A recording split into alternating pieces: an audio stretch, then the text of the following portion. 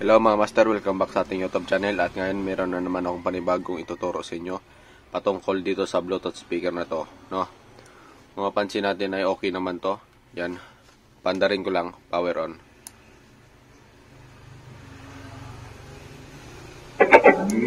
Yan, kung mapansin nyo, okay naman, may tunog naman siya. Yan, may ilaw naman, no? Yan, patay natin. Yan, no? So, yan okay naman siya, pero yung problema lang niya ay charger. No? Yan. Itong charging port dito, no? Nakita nyo naman, wala na, tanggal na. Yan. Yan yung gagawin natin, no? Yung charging port niya. At yan, buksan muna natin to, no?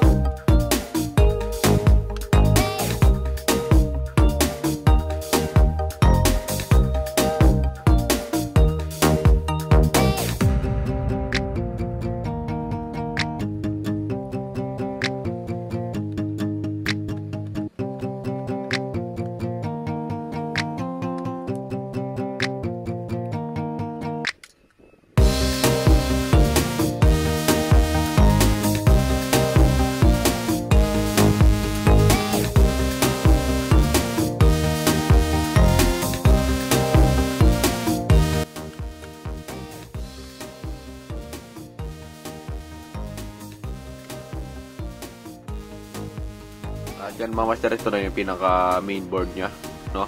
Yung galing dito banda sa kanyang loob sa may charging pin. Dito yung main board nya, no? Yan, tanggalin natin yung tatlong screw na to. Ito na mga master, no? Nakita ko na yung kanyang natanggal na charging pin. Yan. Ito. Natanggal talaga yan. At ito na, natanggal ko ng tatlong screw dito. At yan.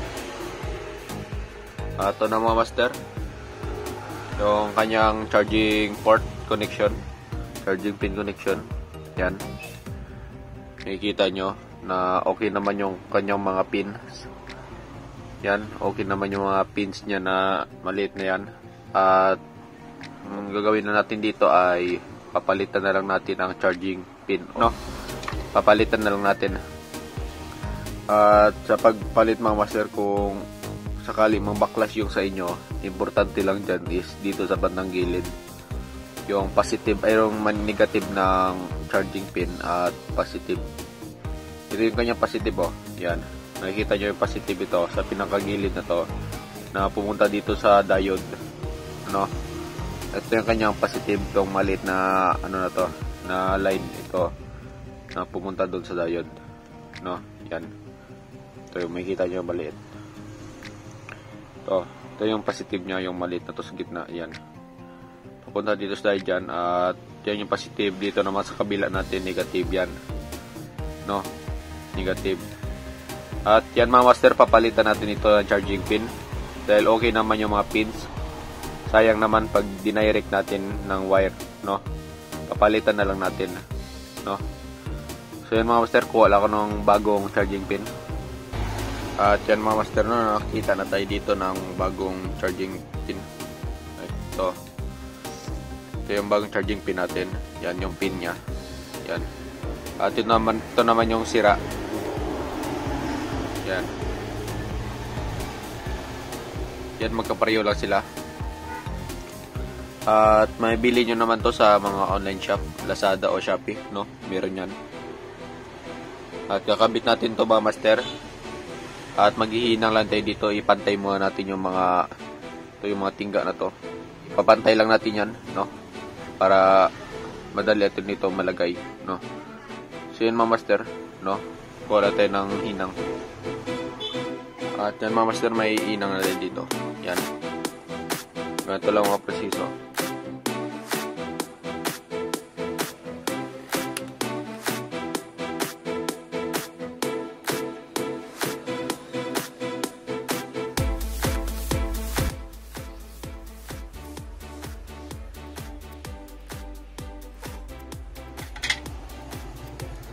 At yan mga master, no, na pantay na natin.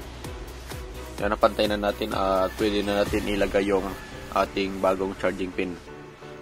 Yan, ilagay nyo lang sa kanyang mga butas. Yan, para magpantay. Yan mga master. Yan.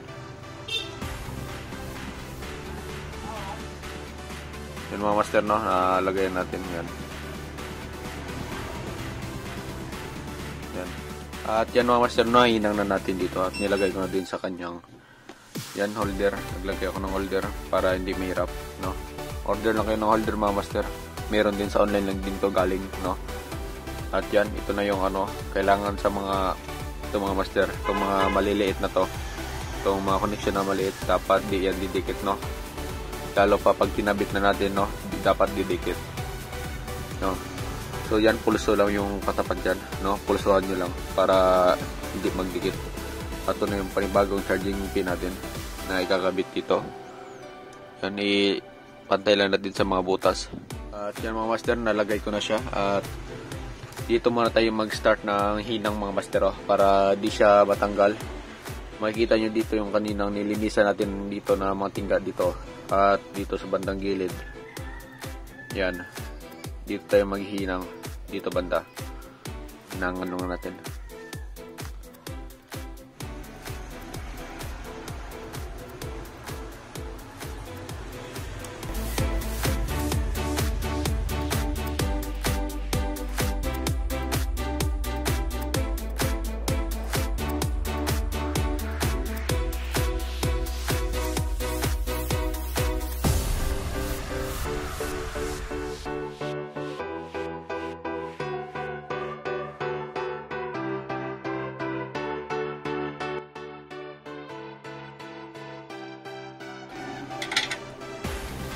At yan mga master, na inangan natin siya. Yan, tanggalin ko lang muna. At yan, inangan ko na siya. Ito. Wait lang mga master. Yan, inangan ko na siya. Yan o, gilid-gilid. Yan. Ang importante mga master, pag naghinang kayo dito sa gilid ay huwag papasok dito yung tingga. Yan. Mahirap kasi pag pumasok dyan ay baka hindi natin mapasok yung ating charger, no? Yan, hinang natin dito gilid-gilid at dito na dito master, no, naglakwit yung camera natin. At yan, so nadikit ko na yung dito banda sa excuse me, ito yung gilid, no, gilid, at dito gilid, no, that. Yan lang dinikit ko yung dalawa na yan. At testing natin to, saksakan ng charging wire, no, o supply kung cha-charge na siya, no mga master. Balikan ko kayo. Kung alam ko na mga master, meron na tayong charging wire dito, no. At ito ay naka-plug in na, no. Naka-plug in na itong charging wire natin. At kailangan mga master, pag nag-tikit pala tayo ng charging wire ay kailangan nakasaksak na yung ating battery, no, para mag-charge siya, no. Ito, iilaw yung indicator, no. Pag wala kasing battery ay hindi yan iilaw, no. Tulad nito, tanggalin lang natin. Yan. Tapos saksakan natin ang charge yan. Yan mga master. Ito yung kanyang ito yung kanyang indicator sa charger. Yan, di ilaw yan. Pero may supply yan dito, no. Kaya kailangan lagyan natin ng battery. Yan, i-plug in natin tong battery para mag-charge siya, no. Makita natin na may indicator light na. Yan mga master, nalagay ko na yung battery at yan, mag-plug in tayo ng charger. Yan, diba milaw? Yan o, ibig sabihin mga master, nag-charge siya, no? Ito naman yung pinaka charger. Ito yun, palatandaan, kulay red. At susukatan natin dito kung may supply nga ba na binibigay yung charger natin, no? Yan mga master, kuha tayo dito ng digital tester. Yan. Tapos select natin yan sa DC. Yan. Select tayo sa DC. At yan. Ito lang mga master, sukatan ko lang. Ito yung kanyang charging line. Sukatan natin. Dapat mga master, wag magdikit. Yan. Yan, may binibigay siyang supply 4 volts.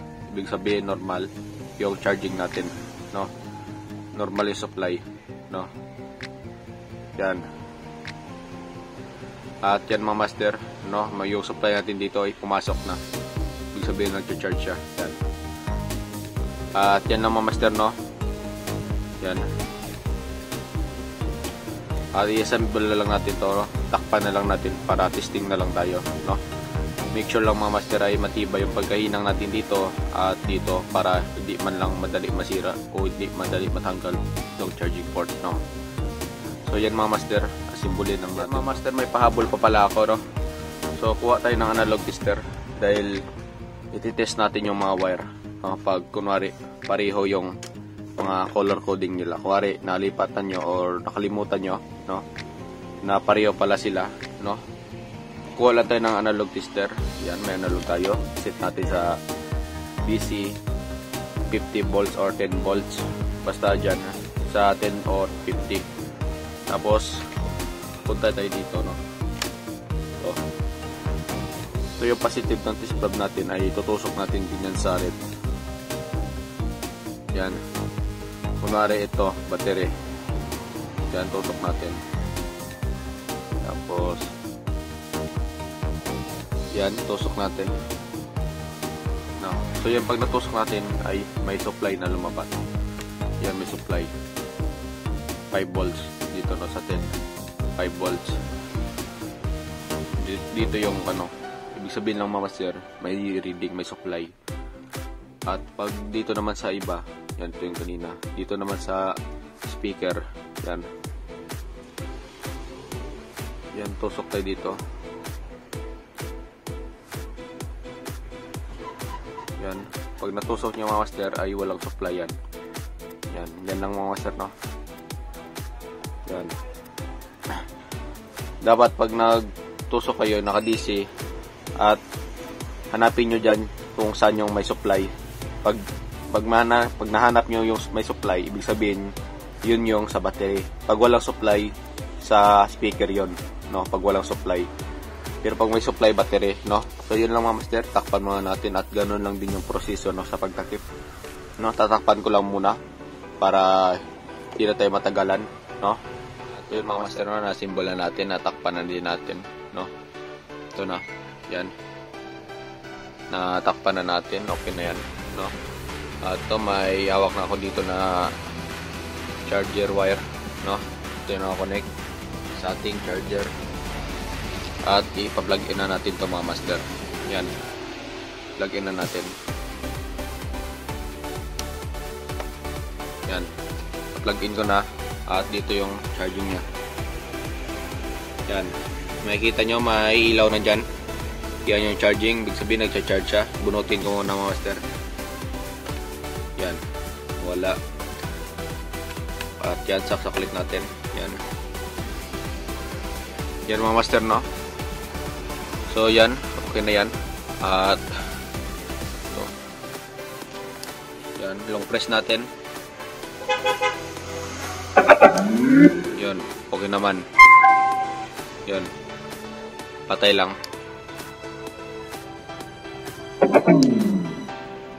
So yun lang mga master, no? Yun lang yung proseso sa paggawa ng charging pin na pagpalitan. At gagawa din ako ng video na direct yung wire natin, no?